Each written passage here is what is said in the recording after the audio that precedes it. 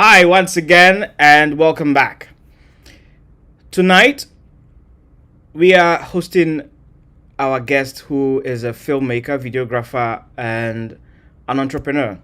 His journey is quite inspiring, and we are very honored to have him here because today happens to be a very busy day for him, and we are grateful that he made the time to join us to ensure that we can empower all the good people that we have online who want to learn from his experience to ensure that they can make the right decisions moving forward. Without wasting so much time, I am going to invite our guest to come up and then we can continue our conversation. So, hi, Andy. Hello, Michael. Thank you so much for having me. Thank you for making time. Thank you for making time. And we Yes. appreciate that you've been here.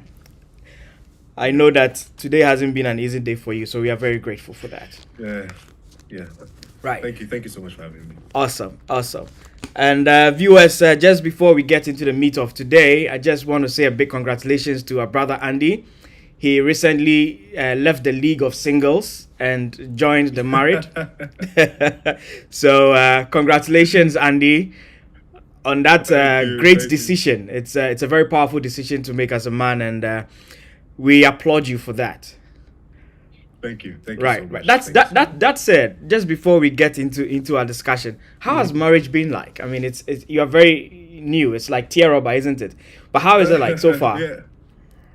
Oh, I think so far so good. I mean, a lot of people give a lot of advice before marriage that the early stages are exciting. Right. And, I mean, it's been exciting, and we just pray that it will be the same all the way through. It's been exciting, honestly. It's been very good. That's nice. So is the missus watching us today? Very likely. Very likely. She Very has to watch very us. She likely. has to watch you Yes. on the Magnolia Community Show. Yeah. Yes. This is a career chat series where we bring wonderful people like yourself to share your story and influence positively. Specifically the youth who may be stranded for one reason or the other, probably looking for that key thing that would help them to connect an idea that they have. Some people get a lot of inspiration from experiences people have already gone through. So that's why this program is available, or this community is present, so that we can empower the youth and even the adults, Gen Zs, millennials, baby boomers, whoever. This is a very good program for everyone. So it's good that your wife is watching us wherever she is watching from, and we encourage her and everyone who is live right now to hit the subscribe button first on YouTube and share the link. Right? In Ghana, we have a very popular man. Share the link. So so share the link wide and far, wherever it can go to. We'll be very grateful for that. So let's just start our conversation. We want to know who Andy. We want to know who Andy is, and I just want you to tell us a bit about yourself. When we were doing the awareness for this particular program, we wrote that you were a filmmaker, you were a videographer, you're a photographer. We just want to know a bit about Andy. Who is Andy beyond all of these gadgets? Okay, so thank you so much, Michael, and thanks again for having me here. As you rightly said, Andy Siaw is a filmmaker, first of all, actor. Then I got into filmmaking, which is behind the scene and getting the whole film thing. And then a photographer, and then a videographer. So that's what I do generally. Andy Siaw is a last born in a very large family, in a very large family of about 7 kids. I'm the last born of those 7 kids. I went 7, whooping 7. Yeah, seven. Wow. So I had my primary education in Radiant Way Basic School. Okay. Then I moved on to high school, which is AIS, Akosum International School. Okay. Then there I read general arts. Then I moved to Kwame Nkrumah University of Science and Technology, where I did land economy. Nothing related to what I'm doing now. Interesting. But I think as the conversation goes on, we'll understand why I'm not doing land economy. So Right. yeah, I think that, and I'm a married man. Just got married to my beautiful wife, Tierova. Cynthia. Fresher. So basically that's what I can say for now. That's nice. That's good to know.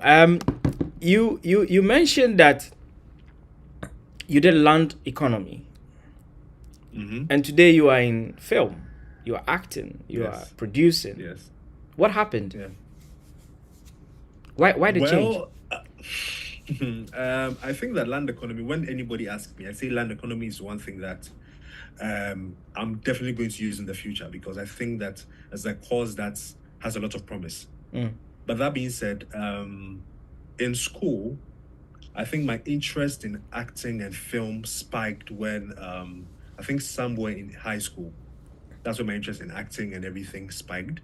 And then I joined the drama department back in AIS. Okay. But then there was a challenge there. I was too reserved and I was too shy to even be on stage to act and all of that. I mean, when I tell people now, they don't believe me, but that's right. the truth. Right. And so, yeah, I went through a process where I needed to get out of that shell, because I knew that I had the potential, I had the talent to act, which is something that came later, as far back as high school.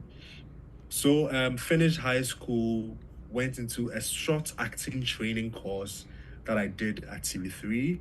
After that acting training course, there was an audition call, and one of the people that were teaching us in class called me to come for the audition, because I mean I was one of the good students in class for that acting training. Shucks. And so that that acting training was sort of the place where I built confidence, and I knew that I could do this, and it was sort of coming naturally for me. So I went for that audition, and that movie starred people like, I think John Dumelo was like the main star in that film. Oh, okay. And then so shot that film as after high school, that space you have before you go to uni. Right. I shot that film, and at that time I felt like, so now my acting career has kicked off, and then everything was going to go quite well. So we had the premiere of the film, everything happened, and then went to uni. So in uni, I joined Harvest Chapel International, which is the church I currently attend. Okay. And I joined the drama department as well. So from the drama department, then a lot more skill was built, got to know a lot more about acting, had the chance to act on stage back to back, Harvest Sprays, which is our big yearly conference or concert that we do. I got a chance to act on there. And then, so the confidence was building from the drama department, from the film that I had done, right. And then it was going on. I'm still getting to the point where land economy sort of left the picture. So whilst in school, let's just fast forward to third year. I was in school, and then I just started getting stories in mind, and I started writing a lot of stories in my book. And then one time I just felt that the need to just, maybe, why don't I put the story in a film? Why don't I try to produce a film of my own? Because back then you just wait for another director to come and call you to come and act in their film. Right. And then I was like, all these stories that I'm writing down, like, what am I going to use them for? So I decide now that I'm going to try and then create a film. Mind you, at that time, I didn't even know how to turn on a camera. I didn't know anything about camera works or anything. And then Facebook was active at the time. That should be around, I think 2015, 2016, thereabouts. Just to give people like this time. So yeah, at the time, Facebook was very active. So I reached out to, I watched a lot of short films at the time, watched a lot of movies too at the time. And each time I go to the credits and then I see the list of the people that worked on the project. So I write their names down, I go on Facebook, I search for the names, and then I reach out to them. I'm like, I have this story, I want to come up with this story. For some of the people, like the camera people, I begin to ask them, how much do you take for this? So I began to like engage them on that level. So I started getting to know the pricing of all these things. That was in third year. So this was specifically Ghanaian movies or international movies as well? Oh, this was Ghana. This was people that I could easily reach. Okay. Ghanaian movies. Okay. So then I reached out to these people.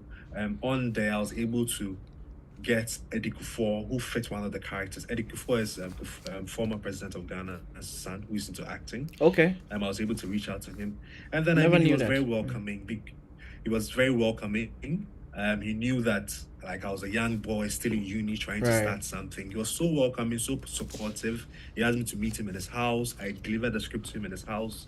We had a long conversation, and he was happy to be on board.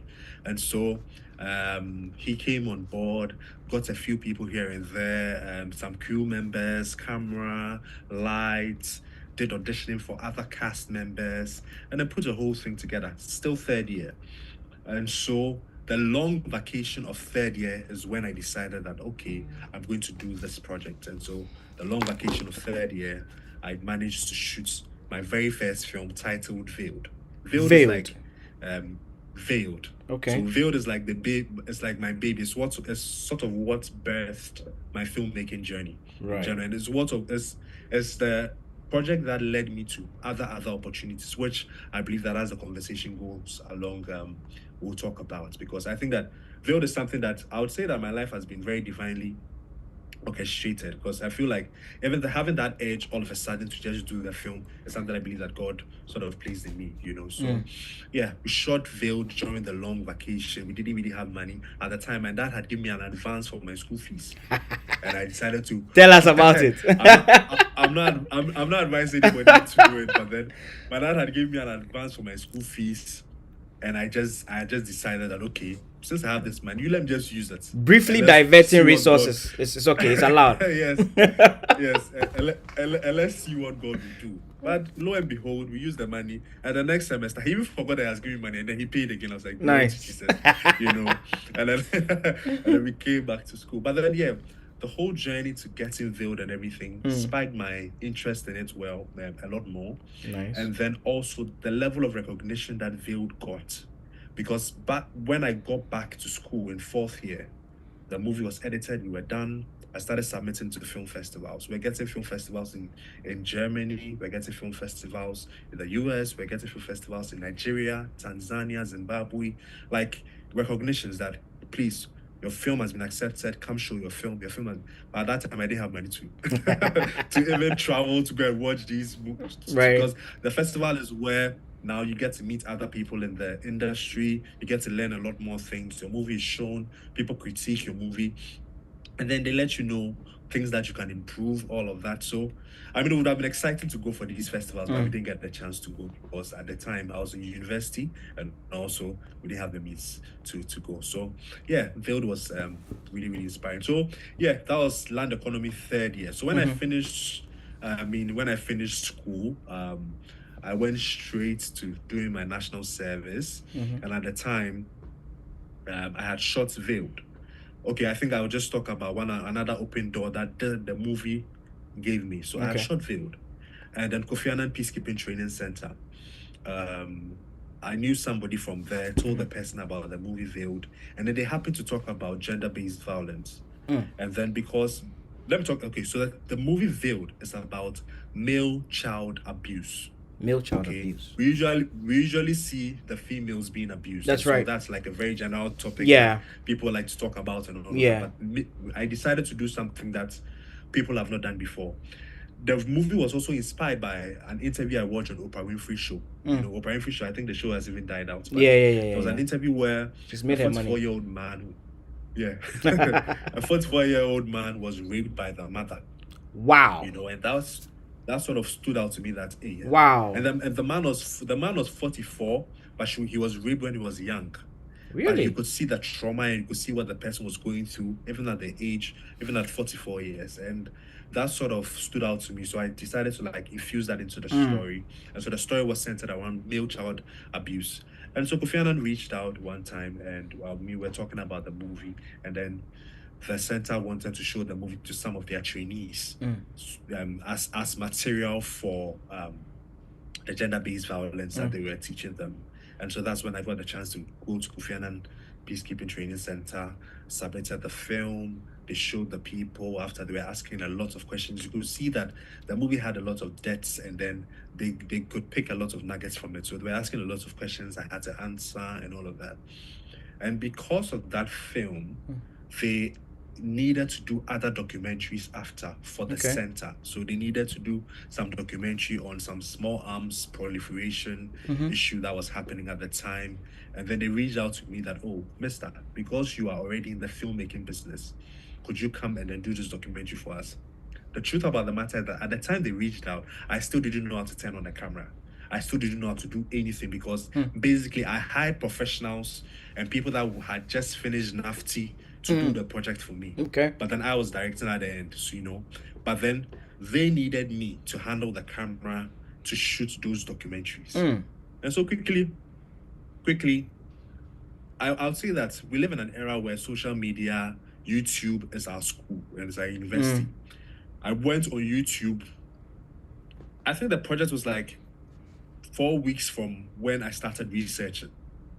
Went on YouTube, started researching how are documentaries shot.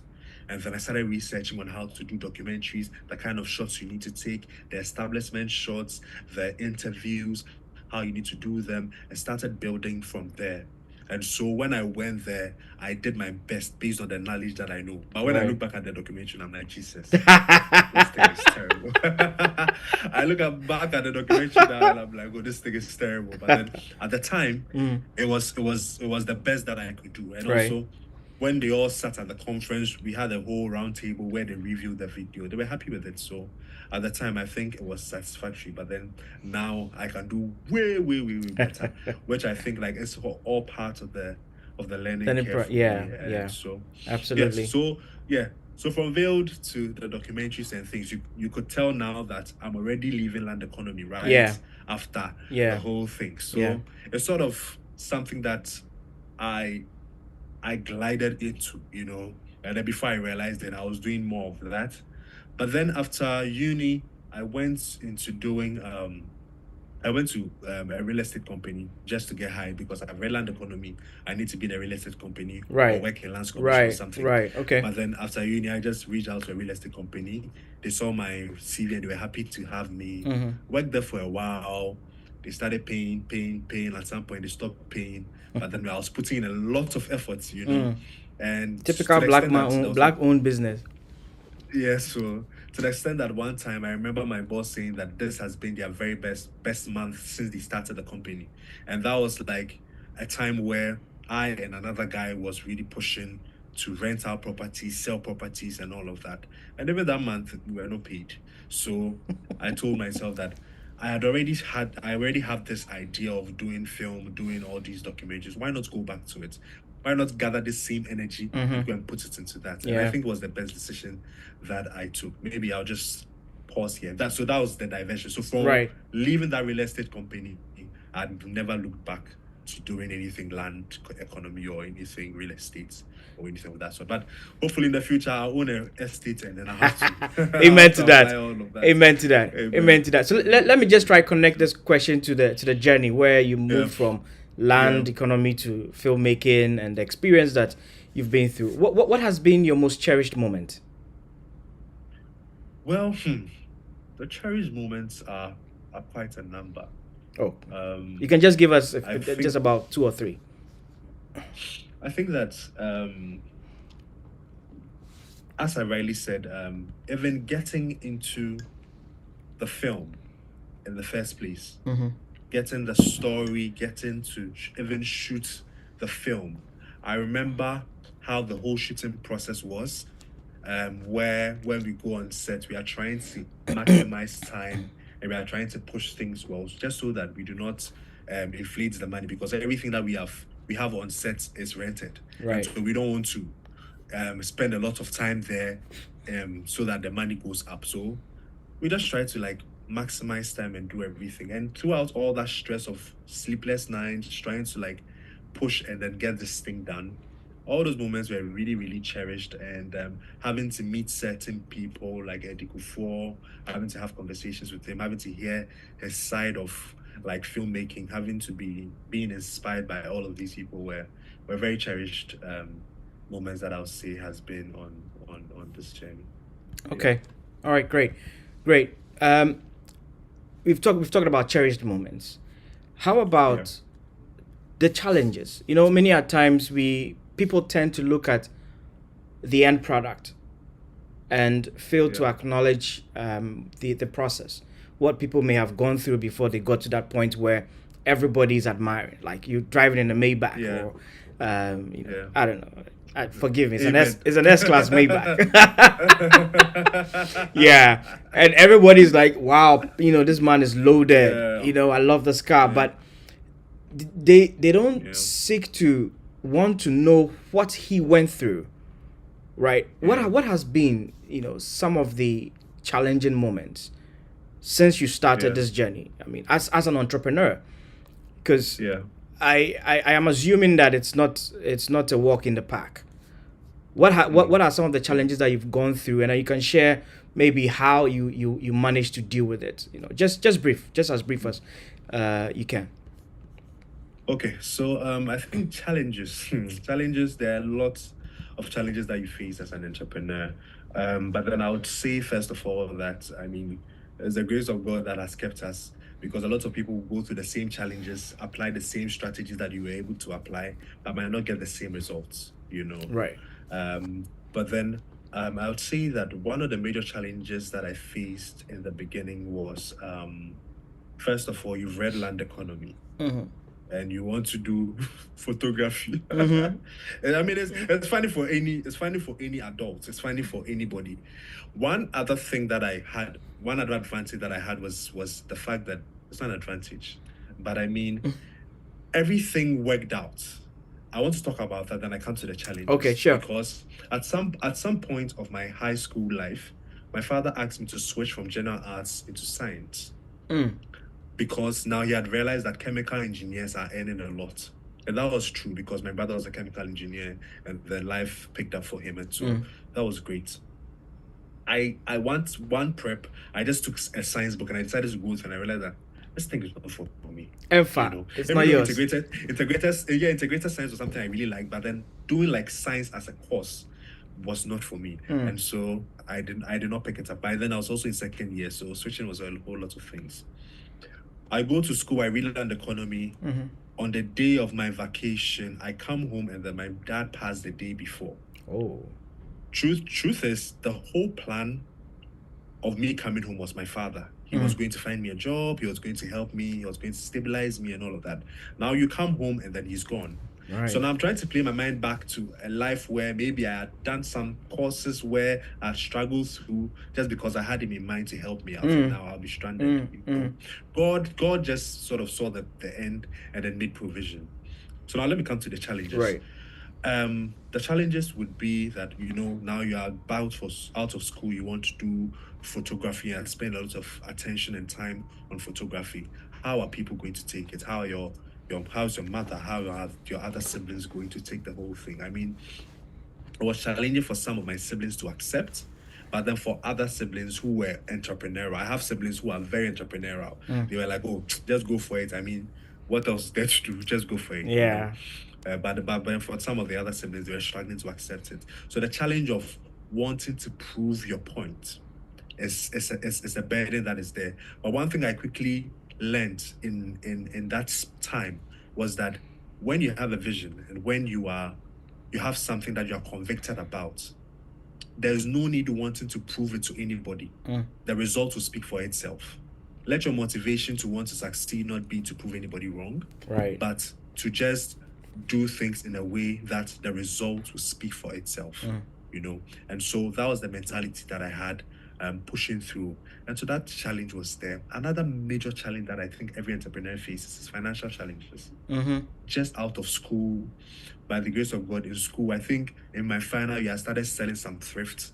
Made a lot of profit from thrift sales. Wow. Made so much profit. I don't know why I stopped. I think it was just something that was over. I think I just stopped because it had its time, and then it was because I made like 200% profit at the time. It was like I'm making profit because my thrift wasn't just thrift, it was like good thrift, but it was also branded. It was branded as Christian shirts, Christian hoodies, Christian apparel, caps, all of that. Like I had like Christian apparel. So it was something that I did in my final year, which I made a lot of profit from. But I come back from school, I use some of the money to buy a camera and all of that, and then now you are struggling financially. And at the time, I was doing my national service as well, and so yeah, the financial crisis are still there. And I wanted to build a studio at the time, very ambitious, right? Finishing school, you don't have money to do Yeah. anything, but you want to build a studio. So there was a financial constraint on me where now every money I get from national service, I'm pushing it into the studio. You are building gradually, slow. Every gig you get here and there, you're pushing it into it. You are building gradually, small.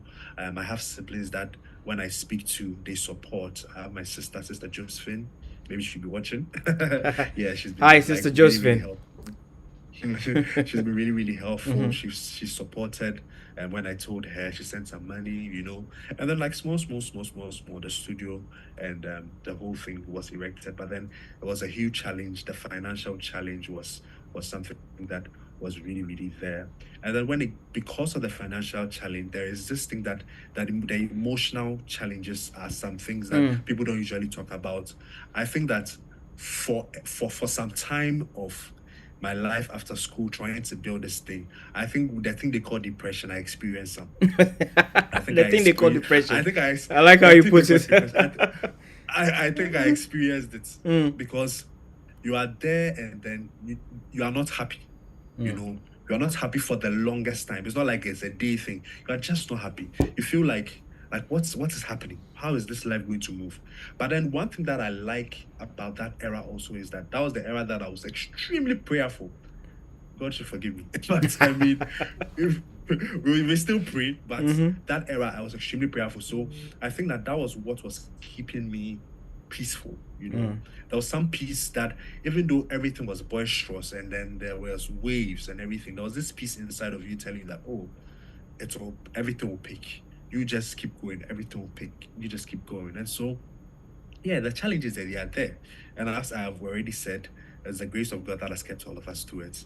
The depression and all of that is a huge challenge that you have to deal with. I like that As you've acknowledged the fact that yeah, the challenges are indeed visible, and I yeah, also like how you connected your spirituality and the fact that it got to a point where that was your source of comfort, right? that was the only thing. Yeah. Yes. Yeah. If you permit me, I just want to find out when you got back from school to Yeah. find out that the one person who you knew was going to be a shoulder for you, that you could Yeah. anytime, anywhere, anyhow, you could tap into, his resources or his Yeah. influence to, project you to the next level, was no longer present. How did you handle the pain? Because I'm assuming it was going to be painful, and you were pretty Yeah. young at the time also. So Yeah. how Yeah. did you handle the pain, and how did you bounce back? Was there a time where you were swimming in the pain such that you lost yourself, or did you get some people to assist? I don't know. Just share a word or two. Yeah. Just Yeah. briefly, as quickly as you can. Yeah. Okay, so coming back from school, I think that the day that I came back, I was wearing a white shirt with love, hope, and faith. My mesh was love, hope, and faith, written boldly at the front. I walk into the house and I see my mom in black. I see everybody else in black, and I just knew that. So Something I is was going to wrong. say hi before I go for my bag. So I went back into the car to take my bag, and I could feel like my hands were becoming weak for some reason. So I picked my bag and I go and sit down, and then everybody just looking at my face, waited to see my reaction. But then I didn't cry. I did not become frantic or anything. I was just taking the whole process in. At the time, a lot of things were happening, so much so that I didn't really have the time to even process anything. I'll say that I have something that I usually call dream state.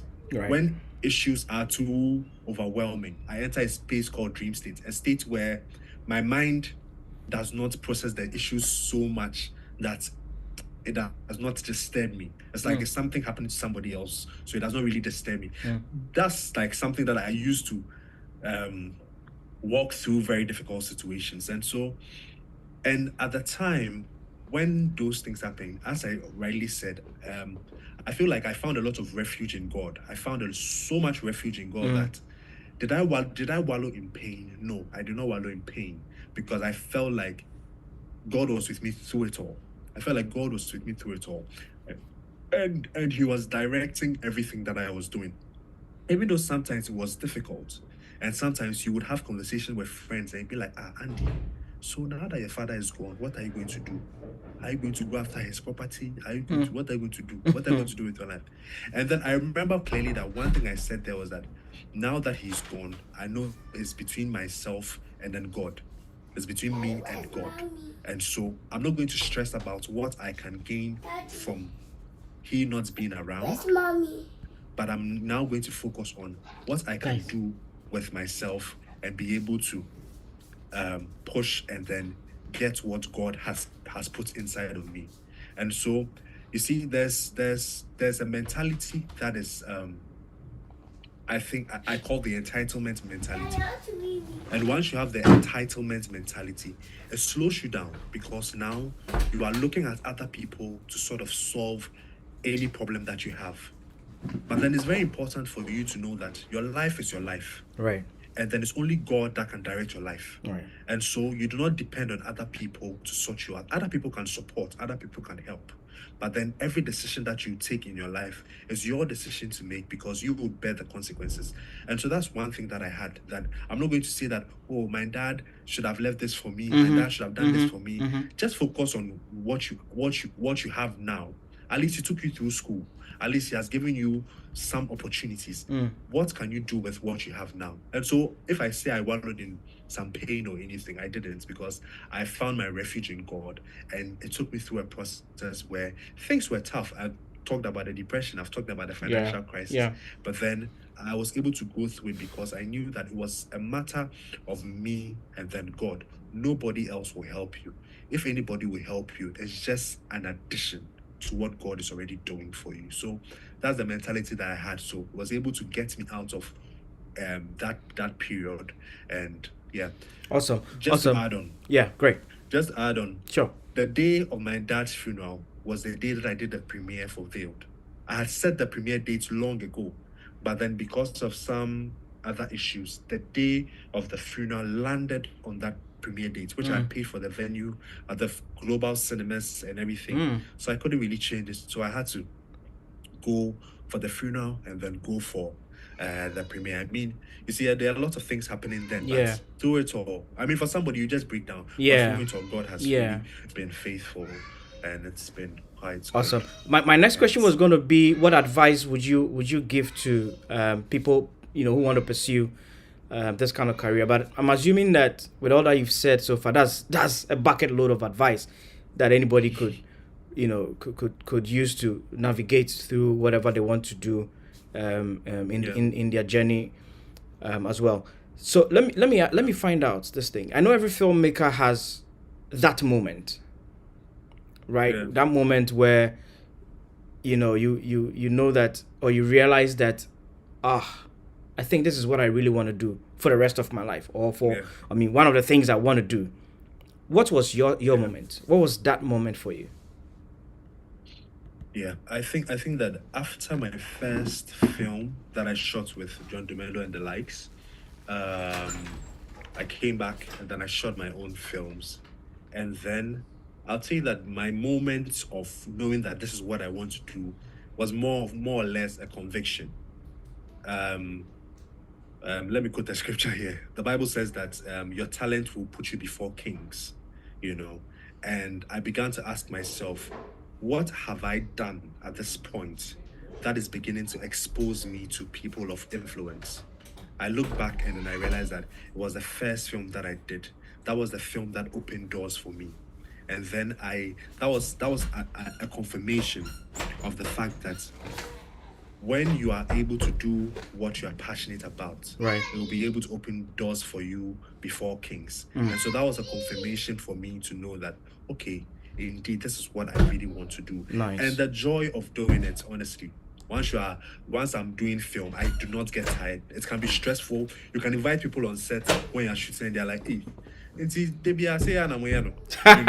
But for me, I'm enjoying the whole process. I'm Right. stressed, I'm tired, but then I'm enjoying the creation. I'm enjoying the fact that the characters that I had in my mind are now being seen. I'm enjoying the fact that every idea that was scripted on paper is now coming to life. I'm enjoying the fact that people are watching the films and they are posting, oh, this was a nice movie. I can relate. It was a blessing. Oh, I'm so happy that you brought this story up. You know, I enjoy the whole process. And so I just know that this is what I am called to do, you know, and this is what my purpose is, which is film. Awesome. Awesome. If you had to assuming your life was a movie, Yeah. what would be the title? Since you're a filmmaker, you're putting you on the spot here. I usually like one word titles personally. Okay. I usually like one word titles. So this one is going to take a while. We put you on the spot. Because- Anyways, while you think about it, viewers, you are watching the Magnolia Community Career Chat series, and we come to you on the second Saturday of every month. Our agenda is to bring you wonderful people like Andy, who have gone through life or who have experienced certain key things that we believe would be very useful to you. And we encourage you to like this channel, including all our various platforms that you can find us on, i.e. Instagram, LinkedIn, and Facebook. Just look for the Magnolia Community GH. Like and follow us so that you can always be informed anytime we are going live or any other essential information that we put out there. This conversation we are having is with our very own brother, Andy Siaw. Andy is a filmmaker, he's a photographer, and he's a videographer. He's an entrepreneur as well, and he's been sharing very insightful things about his journey so far. He's talked about how he had to switch from what he studied in school as a land economy, and then now he's doing videography, filmmaking, and something that he's very passionate about. He's also told us about the challenges that he's gone through and how he managed to deal with those challenges. We believe that so far you are benefiting from this, and you may have probably already shared it with friends and family already. If you haven't, we encourage you to do so that with this particular message or this good information will reach a lot of people, so that we can have our colleagues, our friends and families benefiting from it and making the right choices as well. If you have any questions to ask Andy, feel free to type it in the chat space, and the team will pick it up, and we can ask Andy for you. We'll be ending the session shortly. This is supposed to last 45 minutes, and we have a space for questions. If there are questions, we'll discuss them and answer them, and then we can proceed. So, Andy. Yes. Tell us. I know that you recently, how do you call it? I don't know your jargons, but you recently launched a movie, or you premiered a movie. Yeah. Is that the right word? Premiere. I could say that and go scot-free. Okay. Premiere is fine. Yeah, premiere is fine. All right, awesome. So you premiered a movie, and it's called Remission, if I'm not mistaken. Yes. Remission. Yes. Tell us a bit about this movie. I mean, how has it been so far? Oh, I think that Remission is a movie that came out of a place of wanting to know to what extent can a human mind forgive his neighbor. You know, the kind of movies that I do are hinged on two things. I try to do Christian movies and movies on social issues. But at the end of the day, the movies should have impact on whoever is watching. You know, the impact is extremely important to me as an individual. I don't want to do anything that will not have any positive impact on anybody. And so Remission is a movie on the theme of forgiveness. Wanted to explore how far can a human being go to be hurt and then yet still have that grace to forgive. You know, and that's what the movie is all about. And so far, it was released yesterday at exactly 6 p.m. Ghana time. Mm.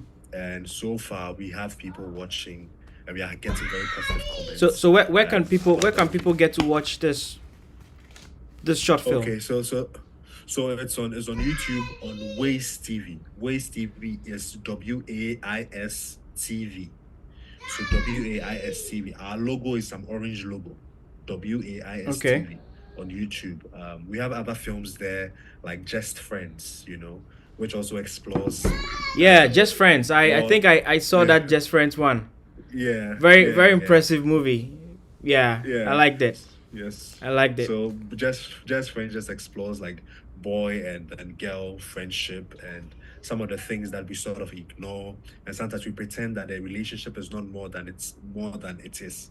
But then at the end of the day, time will just reveal what the relationship actually is. Yes. So right. The movie is actually encouraging people to, call a spade a spade. If you think this relationship is a boyfriend-girlfriend relationship, please call it a boyfriend-girlfriend relationship and know what to do about it. If you think this relationship is a friendship, then please call it a friendship and do what friends do. I hear the Gen Zs today, they have this thing they call we are talking. They say we are talking. I don't know what they are talking about. Somewhere in the middle there.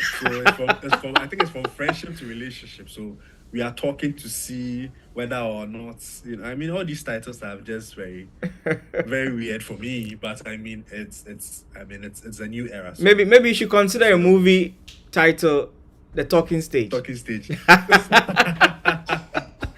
Perhaps you should consider that.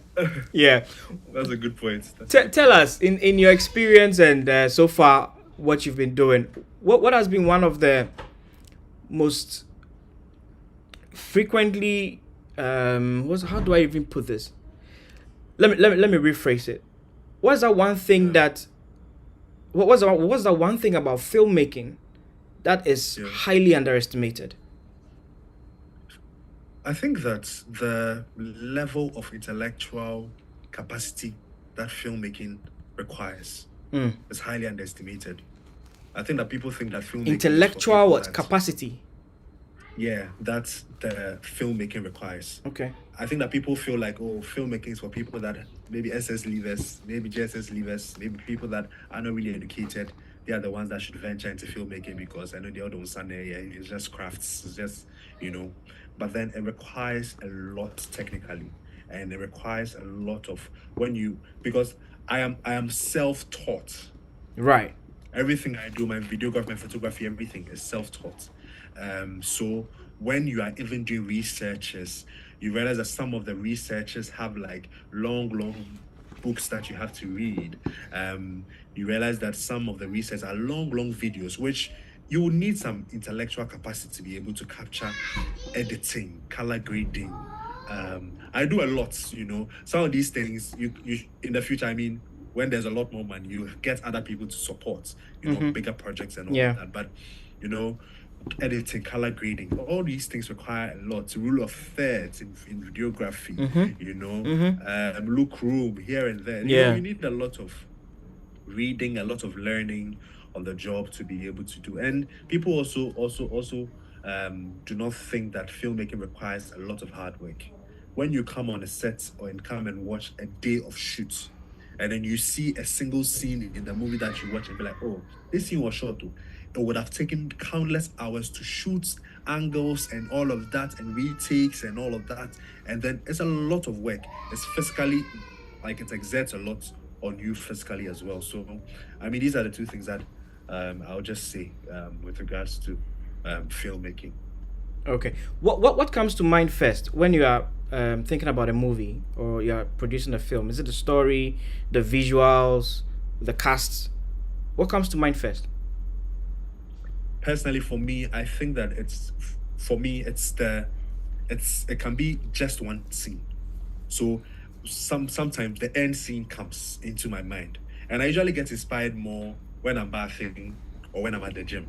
So when I'm at the gym, it's longer hours. So there I get more stories in my head. So when I'm at the gym with my headphones and I'm listening to music and I'm working out, there I get a lot more stories. So I have my phone, I just begin to type something down, I drop it, and then I go on to work out and then I type something down. Because there the only thing I'm focused on is working out, and so a lot of other things are blocked. So I get the chance to get inspired by the environment, you know. So yeah, it comes in scenes. It comes in scenes.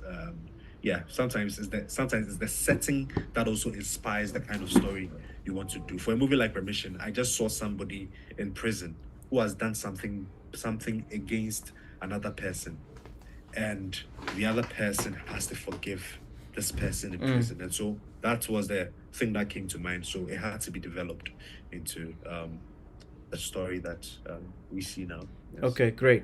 We have a question on YouTube, and the person is asking, Andy, how do you balance this entrepreneurship life with family life? I mean, the family life, you have the when you were single, and then the recent, the marriage version. Yeah. So tell us about it. Well, this balancing, I think that you do your best. Honestly, you do your very best. There are times where one side enjoys more than the other. You know, there are times where the family would enjoy more than the work. And there are times where the work will get more of your attention than the family. But one thing that I always do is that I try to maximize my time with either side when I have the time to, you know. So when I'm doing the work, I know that I'm doing the work and I'm doing it well. When I'm trying to spend some time with family, when I'm trying to spend some time with my wife, I just try to be very intentional about it and then spend some time with her, so that even when I'm not spending enough time, she understands. Like, I mean, the time has been spent, so it sort of compensates for the lost time, you know.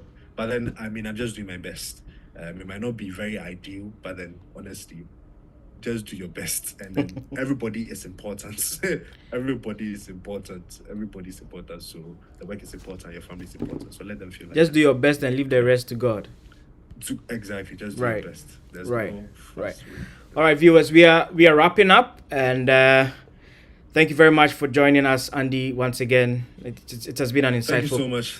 Insightful conversation. Thank you so much for having me. Before we let you go, tell us, Netflix or cinema?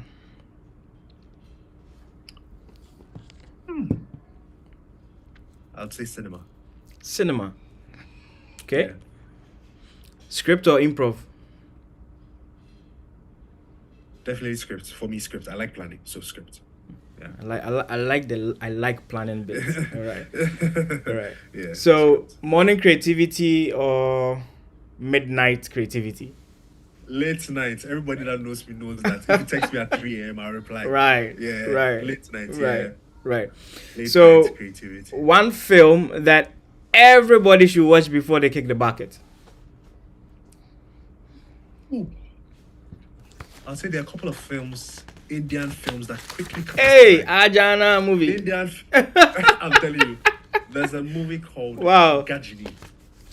Is it on Netflix? And then I don't know if Gajini is on Netflix, but Gajini and then 3 Idiots or 3 Friends. I think 3 Idiots. I think I've heard that title before. Idiots, yeah. 3 Idiots and Gajini. Those are movies that I think that everybody should watch. I think those movies are like masterpieces. Interesting. And then in recent time, there was this Nigerian movie by Kemi Adetiba that was making waves. I don't know, I've forgotten the name right now. Somebody would remember. It's a movie by Kemi Adetiba that's making waves. Yeah. I mean, one particular term in the movie is brotherly. Okay. Like one of the cast usually says brotherly. So anybody watching will probably know that movie. It's called To Kill a Monkey. That's the title. To Kill a Monkey. All right. By Kemi Adetiba. To Kill a Monkey. So that's on Netflix. Okay. Yeah, that's on Netflix. Okay. So quickly, in like 30 seconds, just tell us all the short films that you've done. So far we have Just Friends on YouTube. We have Remission on YouTube. Veiled, which was my first film, it's only the trailer that is on YouTube, but the movie is not there yet. I'm hoping to put it there soon. Okay. I have another movie which I called Unplugged. Unplugged is a movie that I did at my early stages do you know much about filmmaking and all of that? But it's there on YouTube as well. There's Reckless Love. Reckless Love was also the early stages. We're also trying out things as we improve as time goes on. Reckless Love is also on YouTube, and then yeah, that will be the ones that I have shot so far. Yeah. Okay. And then we have another talk show on there. All right. So on your journey, you've had advice, you've had mentors. Yeah. You probably have had people who have urged you on, right? You mentioned one Kufuor guy who, opened doors for you as well. I mean, what advice would you give to the young guys, the Gen Zs, the Gen Alphas, those who are coming up, those who think that they know better than, their teachers, those who don't know, those who want to know? What kind of advice do you have for them? Yeah, thank you so much. I think that one thing I would say is this: a couple of advices. The first thing would be that know why you are here on earth. I mean, do everything to just know that. Once you know that, every other thing will fall in place. Once you know that and you pursue it, every other thing will fall in place. One thing that I know and I'm convicted by is that everything I need for this life is hidden in my purpose. And so once I have my purpose and I'm running by my purpose, everything that I need, I'll get it in my purpose. My purpose is different from yours. And so the timings is also different. And so once I know I am on the purpose, my purpose is filmmaking, and that's what I'm doing. As I am on that purpose, everything that I'm supposed to have in this life, I will get it in this life. The second advice will be that I think it's very important to have mentors.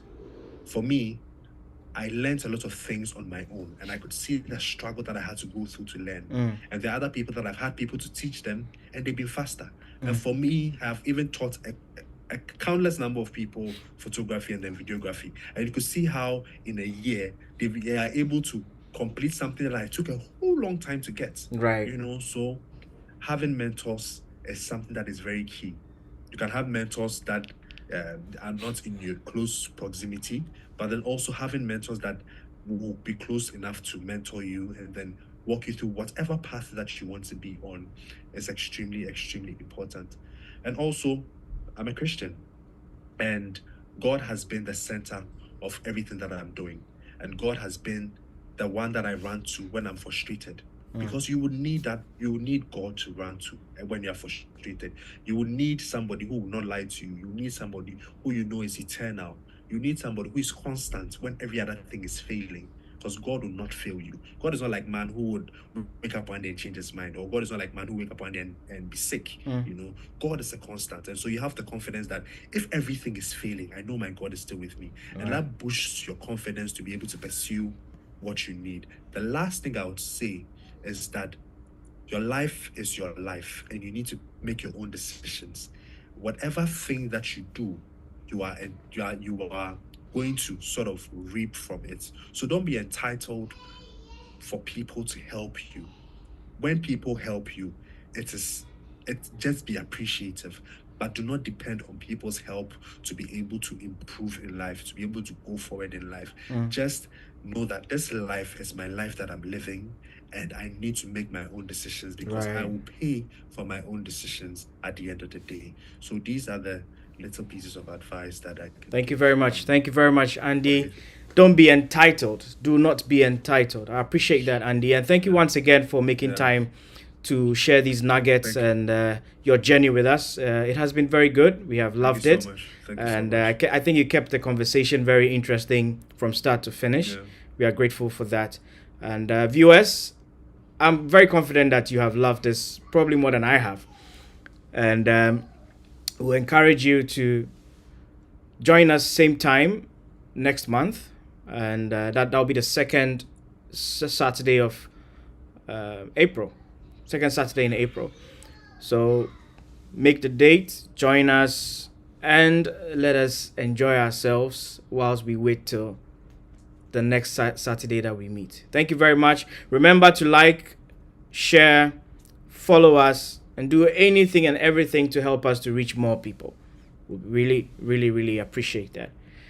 Andy, it's been great. It's been great having you. Thank you very much once again. It's a pleasure. Thank you so much for having me. All right. Thank you so much. All right. Thank you. I appreciate it. Bye-bye for now.